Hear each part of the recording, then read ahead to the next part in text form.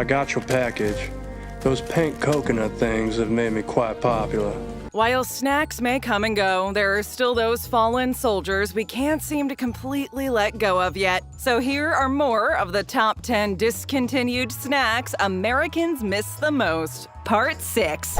High C Ecto Cooler. Why do you have an original Ecto Cooler juice box from 1989? Who do you call if you ain't afraid of no ghost? High C, that's who. They've got the perfect drink for you. Or at least they used to. To celebrate and market the real Ghostbusters series in the 1980s, High C created a neon green orange tangerine drink called Ecto Cooler. Its disturbing color was supposed to symbolize Slimer, a ghost made up of pure ectoplasm in the Ghostbusters franchise.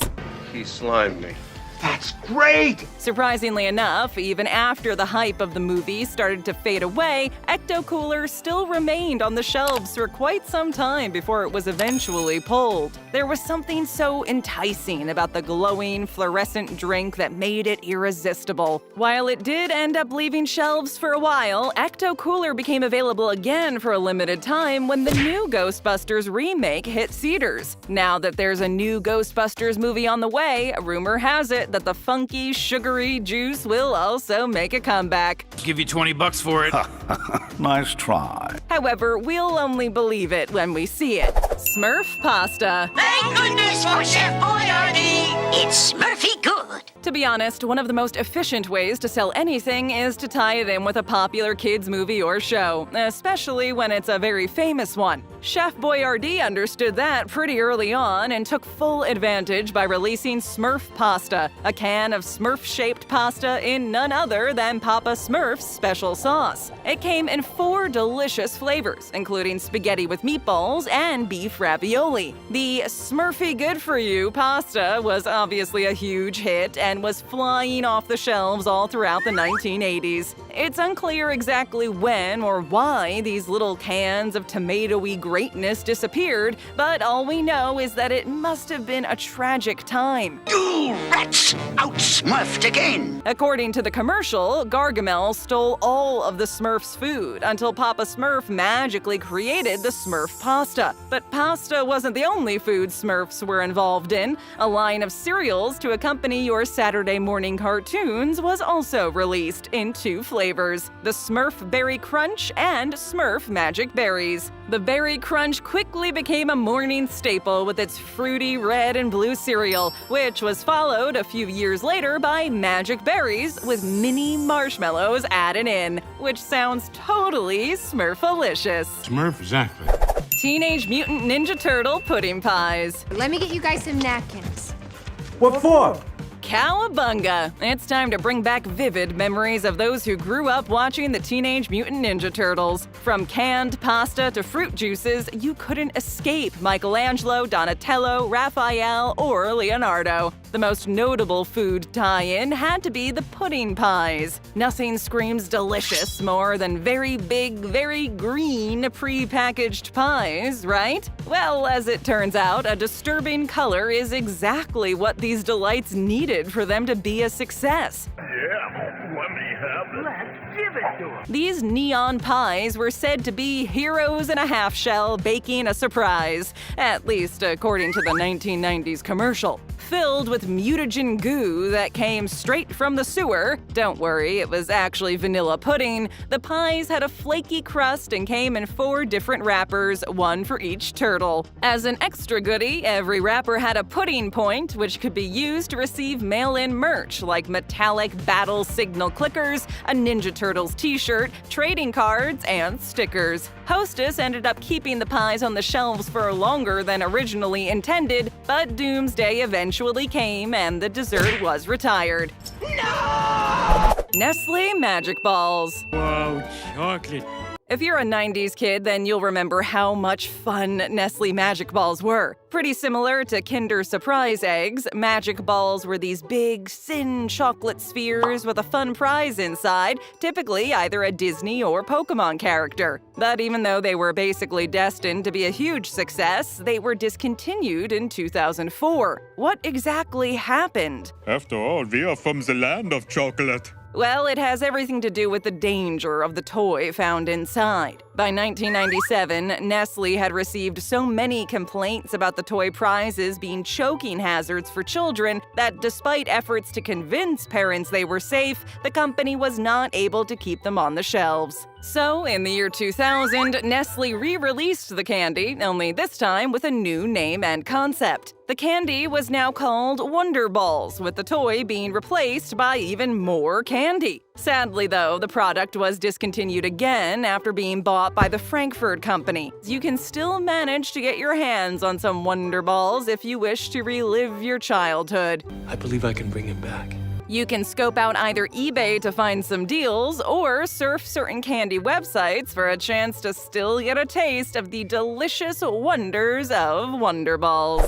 Sour cream and onion Doritos. Congratulations on becoming CEO. Do you know anyone at Doritos? No matter the flavor, Doritos never seems to miss the mark, and back in the 1970s, it broke new records of tastiness when it released the sour cream and onion flavor. These bad boys were delicious and received a lot of praise from fans. But despite their popularity, the company discontinued them the following decade. Why? What made these chips so special, you ask? It's not uncommon to see sour cream and onion flavor potato chips, but tortilla chips? That was unheard of. The chips did make a brief and much acclaimed comeback in 2013 as a throwback flavor, but again, it didn't stay on the market long enough to become a regular flavor. In Japan, you can still get your hands on some if you know where to look, but it seems like this tangy flavor will not be back on our shelves anytime soon, if ever. That said, some amateur Doritos testers have confirmed that the Cool Ranch variety comes very close to the original flavor, so there is still hope for anyone looking to experience sour cream and onion Doritos without traveling overseas. Willy Wonka's Peanut Butter Oompas. I know what you're thinking. They can't be doing what they're doing, but they are. While Reese's Cups dominate the peanut butter/chocolate market, there was a time when another snack was close to the top: Willy Wonka's Peanut Butter Oompas. If you remember the movie and you remember the little orange guys, then you should know about the PB Oompas. They were practically like oversized M&Ms, only they were filled with a little extra flavor. With half peanut butter and half chocolate in the middle, they were the absolute perfect treat. Perfection. For a brief, limited time, there were the Strawberry Oompas, which replaced the peanut butter layer with a strawberry flavor. The Oompas were first released in the 1970s, even before Reese's Pieces came into play, but were discontinued not too long after in 1983. What do you want? Nowadays, Nestle still makes Oompas, only it's not the good chocolatey kind. Now they're all about colorful fruit flavors. Thankfully, there are still peanut butter and chocolate snacks available, like PB M&Ms for instance, but it will still never be the same as the real Oompa Loompa Doompity-Doo goodness. The taste simply lingers, just like the song will in your head forever. Jell-O 1, 2, 3. I hate Jell-O. Oh, come on, there's always room for Jell-O. It used to be featured in literally everything and was the star of every cookbook in the 1950s. However, it was in 1969 that Kraft Foods took things one step further and released a product that would make preparing a popular Jell-O dessert even easier: Jell-O 1, 2, 3. It was basically a packet of Jell-O mix that would separate into 3 layers. Picture the texture of a cup of Jell-O, pudding, and mousse together in one serving. It was like eating 3 desserts in one. To prepare this culinary gem, all you needed to do was add the mix to boiling water, blend it, and let the fridge do its magic. How do you make Jell-O?